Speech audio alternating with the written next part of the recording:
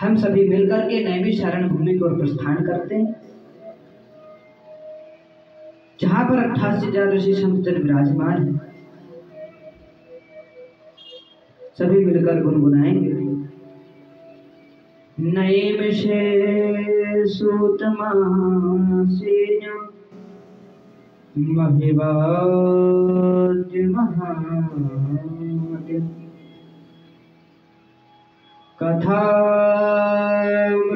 कथामृतरसास्वाद कुशला शौनको प्रवीण। नैमिषारण्य की पावन भूमि है, जहां पर 88,000 शौनकादि विराजमान है, जो कि श्रीमद् भागवत या भागवत चर्चा को श्रवण करने में, स्वादन करने में अति कुशल ले बड़े प्रसन्नता से उनको पान करते हैं। जिन्हें हम, और वो कौन संत हैं, उनको हम किस नाम से जानते हैं? उनको हम शौनक आदि 88,000 ऋषियों के नाम से, शौनक आदि ऋषियों के नाम से जानते हैं। अब नाम अगर एक ही लिया जाए तो 7 दिन की कथा इसी प्रकार से निकल जाएगी, उनका नाम गिनाते ही गिनाते। 88,000 नाम हम एक दिन में 2 दिन में तो गिना नहीं सकते। अगर उनके नाम गिनाने लगेंगे तो 88,000 नाम गिनवाएंगे, इसलिए तो कथा कथा में ही नाम निकल जाए। ये नैमिषारण्य की भूमि परम पावन बताई गई है। एक बार की बात, सारे ऋषि ब्रह्मा जी के पास गए और ब्रह्मा जी से बोले, आप कोई ऐसा स्थान बताएं जहां पर हम 1000 वर्ष का अपना सत्र पूर्ण कर सकें। तो ब्रह्मा जी ने अपने मन से एक चक्र उत्पन्न किया और बोले, एतन्मनोमयं चक्रं मया दृष्टं वसेत्यते यत्राससीर्यते नेमे सदेशो तपाशवः। यह चक्र जहां जाकर रुक जाए वह स्थान अति उत्तम है। उस पावन भूमि पर अपना 1000 सत्र को, अपने 1000 वर्ष का सत्र जो है आपका, उसको पूर्ण कीजिए। उससे उचित स्थान, उससे अच्छा स्थान और कोई होगा नहीं। तो आगे आगे चक्र जा रहा है, पीछे पीछे सभी ऋषि जा रहे हैं। तो उस चक्र की नेमी जिस जगह जाकर गिरी, वह वन का नाम था आरण्य। और जहां नेमी जाकर गिरी, उस नेमी के गिरने मात्र से उस स्थान का नाम नैमिषारण्य पड़ गया।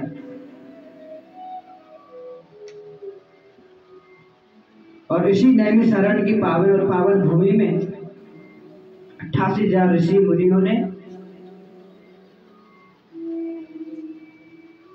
वहीं पर 88,000 ऋषि में विराजमान मुनि हैं, सभी मुनि जिनकी अवस्था हजारों वर्ष आयु है, लाखों वर्ष आयु है, जो कि श्रोता बनकर वहां विराजमान है। और उनके मध्य में परम विद्वान युवा बालक सूर्य महाराज विराजमान पधारे, और उनके पधारते ही सभी खड़े हो जाते हैं। खड़े होकर उनका स्वागत करते हैं। अब वहां पर लोग कहते हैं कि तो जब इतने बड़े बड़े संत हैं, विद्वान हैं, जब सबकी उम्र 1000 वर्ष लाख वर्ष की है, तो फिर वो उनका स्वागत क्यों कर रहे हैं? तो कह रहे हैं, धनवृद्धाः बलवृद्धाः आयुर्वृद्धस्तथैव च ते सर्वे विज्ञानवृत्ता किंकरो शिष्यकिंकर। कोई धन में बड़ा होता है, कोई बल में बड़ा होता है। धनवृद्धाः बलवृद्धाः आयुर्वृद्धस्तथैव च, कोई आयु में बड़ा होता है। ते सर्वे विज्ञानवृत्ताः, सबसे बड़ा कौन है? ज्ञान। किंकरा शिष्य किंकर, ज्ञान जिसके पास है उसके सभी शिष्य होते हैं, किंकर होते हैं। क्योंकि विद्या धनम सर्वधनम प्रधानम, विद्या सभी धन में श्रेष्ठ है, सभी धन का प्रधान है। विद्या सभी धनों में श्रेष्ठ। विद्या नाम नरस्वरूपमधिकं प्रच्छन्न गुप्तं धनम्। विद्या भोग करी यशासु करे विद्या गुरुणां गुरु। बंधु जनों विदेश गमने विद्या परा देवता। विद्या राजस्य पूजिते धनम विद्या विहीन पशु। मनुष्य का सर्वश्रेष्ठ धन विद्या है। विद्या के द्वारा मनुष्य भोग, विलास, सुख, इन सभी चीजों को प्राप्त कर सकता है।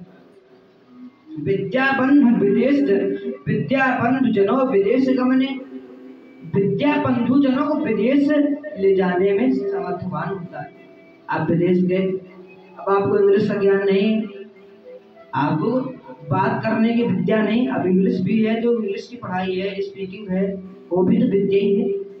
अब आपको जब उसका ज्ञान नहीं होगा तो आप कैसे वहां पर रह सकते हो, वहां पर कैसे वार्तालाप कर सकते हो। तो विद्या ही बंधु को विदेश में ले जाने में समर्थवान है। विद्या बंधु जनों विदेश गमने। और विद्या राज्य से पूजित। विद्या की ही पूजा होती है, राजा आपकी तो पूजा करता नहीं। विद्या तो राजा तो आपकी विद्या की पूजा करता है। विद्या राज्य से पूजते धनम। और जो व्यक्ति विद्या के विहीन है, जिसकी विद्या नहीं है, जिसने अनपढ़ है, और उसकी कभी पूजा होती है आपने देखी? नहीं देखी। इसलिए अगर आपको अपनी पूजा कराना है, ये मत ये सोचकर मत प्रसन्न होइएगा कि व्यक्ति आपकी पूजा कर रहा है। व्यक्ति आपकी पूजा नहीं कर रहा, बल्कि आपके विद्या की पूजा कर रहा है। अब विद्या क्या है? जो आप पढ़ते हैं। अगर आपके पास ज्ञान है तो ही आपकी पूजा है। और एक बात और, जिसके पास ज्ञान ना हो तो गुड़ा पूजन स्थान, गुड़ ही पूजन का स्थान। या तो कोई गुड़ हो आपके पास तो आपकी पूजा होने लगी। इसलिए कुछ ना कुछ तो होना चाहिए। अब विद्या गुण है तो गुण किस प्रकार से? जब आपने दिमाग लगाया होगा तभी तो आपके पास गुण आएगा। जब गुण होगा तो भी आपकी पूजा होती, गुड़ा पूजा होती। राज्य से पूछते तो विद्या भी, और जिसके पास विद्या नहीं है वो मनुष्य मात्र होने के बाद भी पशु के समान है। वो क्या है? पशु है। जिसके पास विद्या है वो तो पूजनीय है, और जिसने विद्या का अध्ययन नहीं किया वह क्या? तो विद्या विहीना पशु। जीते जी इंसान के शरीर पर धारण करने के बाद भी वो पशु है। तो आज इतना ही शेष कर